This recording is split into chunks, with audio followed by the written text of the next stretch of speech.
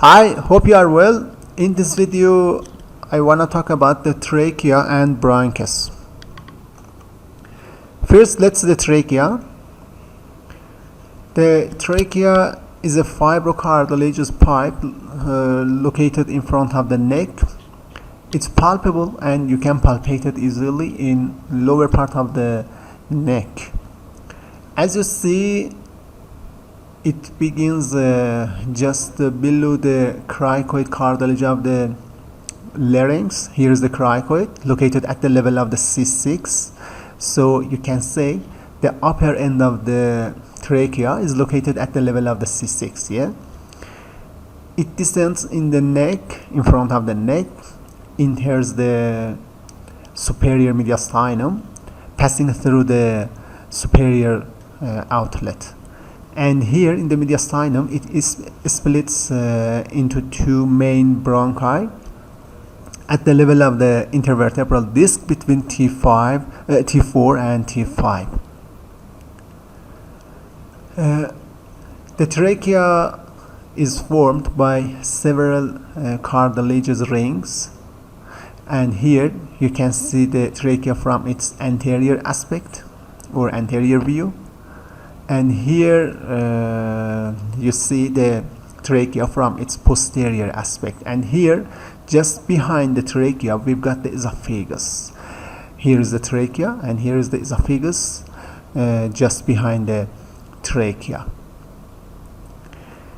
The last ring of the trachea is termed carina. It has a special name and is called carina. There is a groove between trachea and esophagus in either side called tracheoesophageal groove containing the recurrent laryngeal nerve. Here is the left recurrent laryngeal nerve, and here is the right recurrent laryngeal nerve originated from the vagus nerve.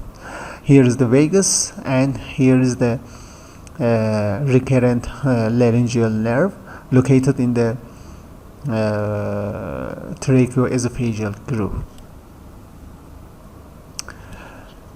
There are several structures in front of the trachea, and remember that the trachea is related anteriorly to the thyroid gland, inferior thyroidal veins, left brachiocephalic vein, brachiocephalic artery originated from the aortic arch, left common carotid artery originated from the aortic arch. And as you see, the aortic arch lies in front of the trachea. In addition to these structures,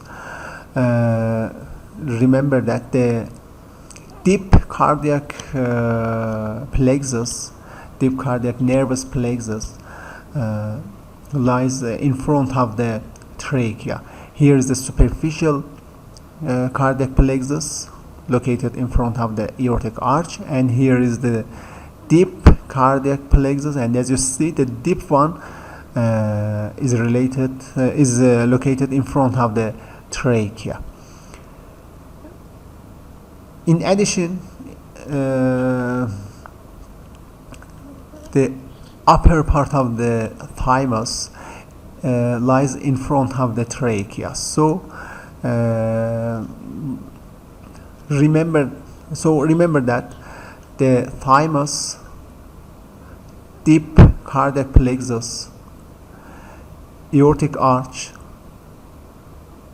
brachiocephalic artery, left common carotid artery, the left brachiocephalic vein, thyroid gland, and inferior thyroidal veins are in front of the trachea. Laterally, the trachea is related to the carotid sheath, containing the common carotid artery, internal jugular vein, and the vagus nerve. These structures are in the carotid sheath located lateral to the trachea.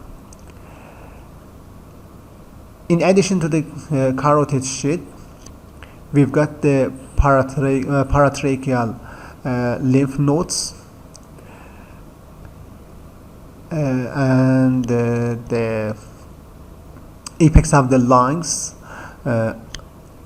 on the lateral surface of the trachea. Additionally, on the right side,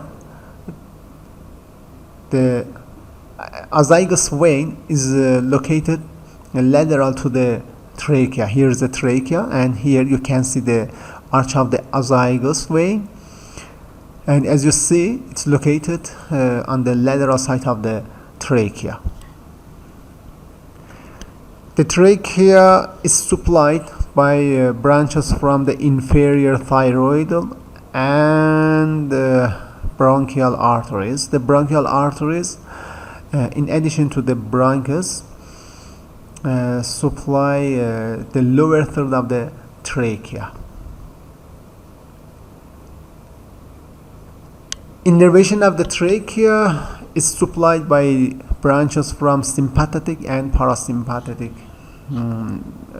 nerves, and the parasympathetic fibers are mainly originated from the recurrent laryngeal nerves. The parasympathetic fibers to trachea mainly originated from the recurrent laryngeal nerves. Okay, let's see the bronchus or bronchi. The word bronchi is a plural form for bronchus. As I said, the trachea splits into two main bronchi, the right bronchus and the left bronchus in the mediastinum at the level of the intervertebral disc between T4 and T5.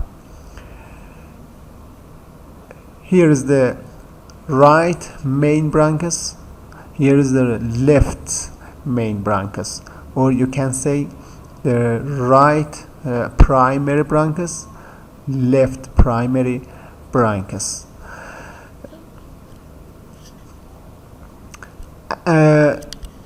As you see, the right primary bronchus is wider and shorter than the left one.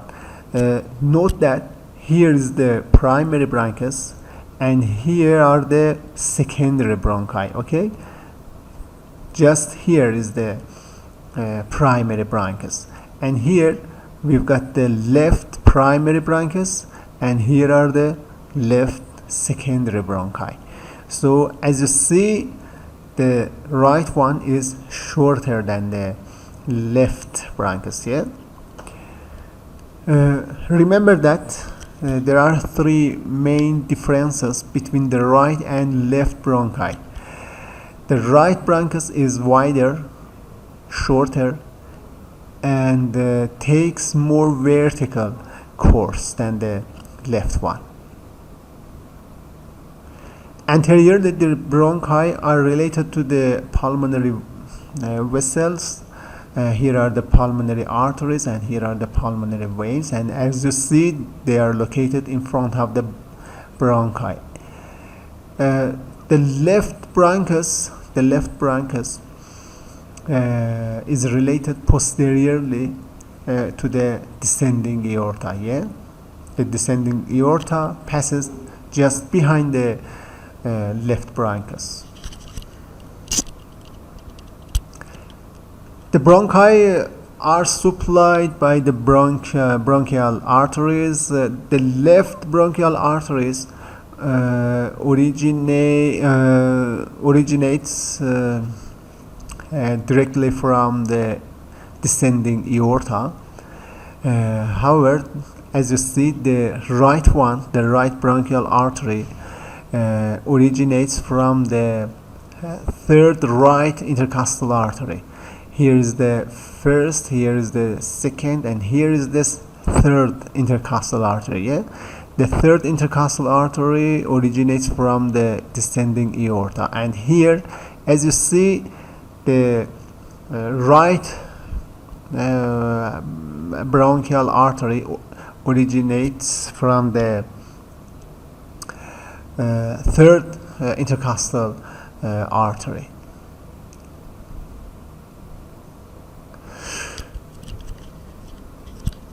The bronchial veins